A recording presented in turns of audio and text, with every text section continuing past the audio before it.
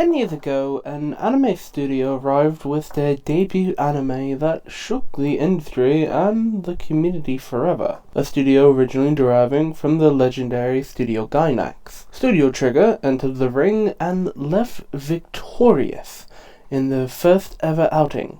Kinda. They released Kill la Kill, and the rest was history. But does it still hold up a decade later? Oh, you read the title and thumbnail. Of course it does.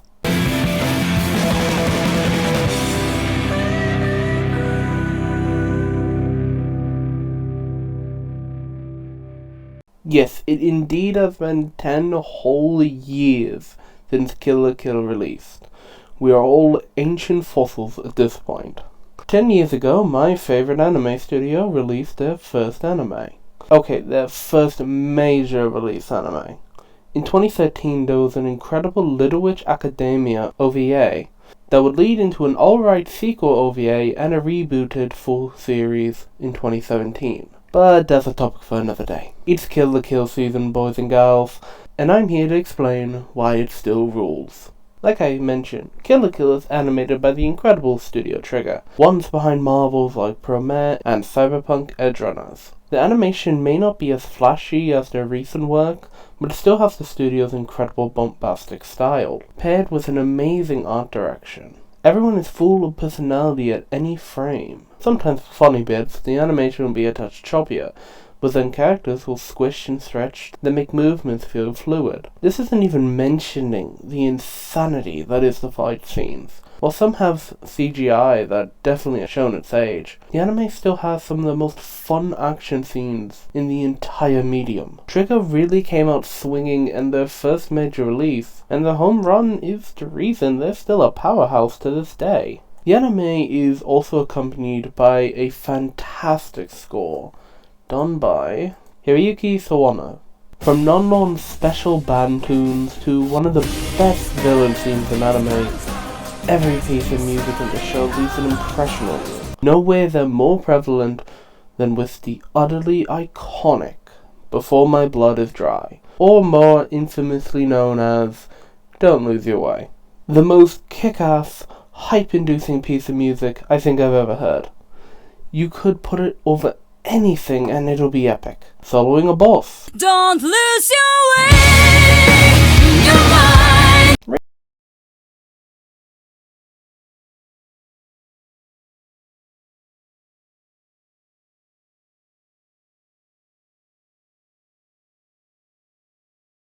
Even fishing. Don't lose your way. Once again, Trigger knocked it out of the park with Kill la Kill's OST. Okay, returning to an old bit, let's go. Kill la Kill starts with Gamagori beating up a student, then transitioning to Ryuko Matoi making her way to her Noji Academy, with her scissor blade in search for her father's killer, who has the other half of her scissor blade, and she gets wiped by Danny DeVito. My mom asked me if I had done the dishes, and when I yelled Ryuko Matoi, she smiled because she knew they were washed. Anyway, Ryuko then goes back to her dad's house after it was griefed in Minecraft and gets attacked by a sailor uniform, who turns out to be Senketsu's Kamui. She returns to the school and kicks the boxer's ass when he tries to deep fry Mako. Some school stuff happens. Ryuko and the student council president, Satsuki Karyuin, fight once Satsuki gets a Kamui of her own. Ends basically on a draw, and Ryuko vows to kick Satsuki's ass while she eggs her on. More school hijinks happen. A gay man strips Ryuko and tries to kill her clothes before he is shown the way of lesbianism. Student council dickhead Sanagayama fights Ryuko, gets clapped, then comes back disabled, so now Ryuko has to lose or else she's ableist. Satsuki turns Mako against Ryuko, only for Mako to remember she really wants to get a taste of that fabled Goth Girl walls, and Satsuki decides to begin a tournament. Ryuko beats Gamagori after he's revealed to be a freak. She barely has a fight with Inamuta, actually has a good fight with NONON until NONON is too busy fantasizing about Satsuki, then she loses, only to be left with Sanagayama again as the final duel. And then he gets soloed by quirky Harley Quinn like she had the Peter Griffin medallion in Fortnite. And oh boy, this new weird girl has the other scissor blade, and her name is Nui Harume. Nui forces Ryuko to release the literal dog inside of her, then fucks her shit up and cuts Senketsu into pizzas, which Satsuki yoinks and uses it on her students. Ryuko's teacher is revealed to be a man running a hidden organization called Nudist Beach with his gay buddy. Together, alongside some Mako shenanigans, Ryuko reforms Senketsu and battles Satsuki again.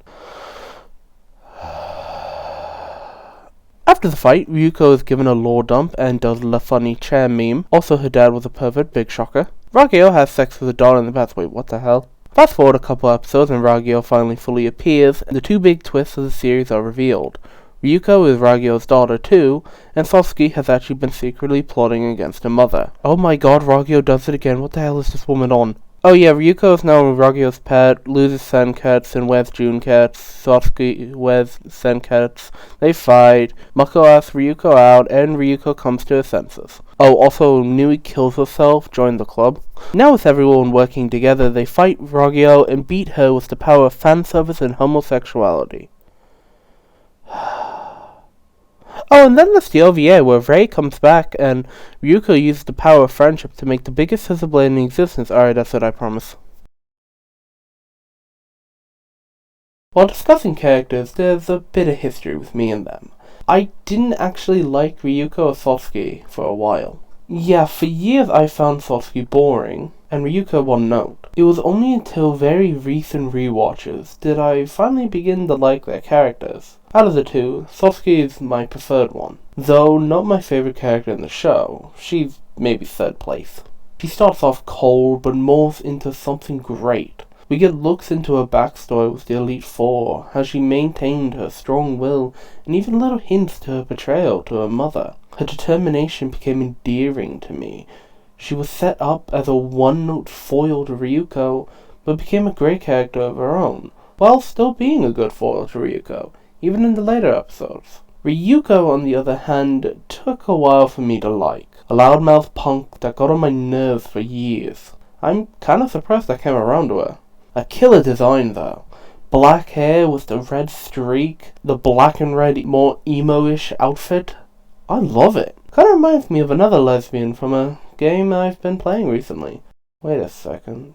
Do you think Ryuko hates men too? Maybe a gym coach caught her changing and wanted to slide. While not as compelling as Satsuki, Ryuko makes up for it in her own determination to find out who took away her last sense of family, only to find a new one. Ryuko faces loss after loss, but she continues to strive ahead to save the new family she's garnered. Even in the OVA episode, even after she lost Senketsu, she still mustered all the strength she had, all to show Rei what it meant to move on. To round off the three main characters comes the funniest one in the entire show, and no, it's not Mako. It's Senketsu, my second favorite character in the show, and he easily steals the spotlight on multiple occasions. Yes, he's just a sailor outfit, but my god, is he hilarious, and a great character of his own. He isn't just a plot device, but his own being that leaves a presence on the show and the characters. There's a reason his farewell in episode 24 hits hard, because he wasn't just the talking outfit for the main character, but Ryuko's best friend.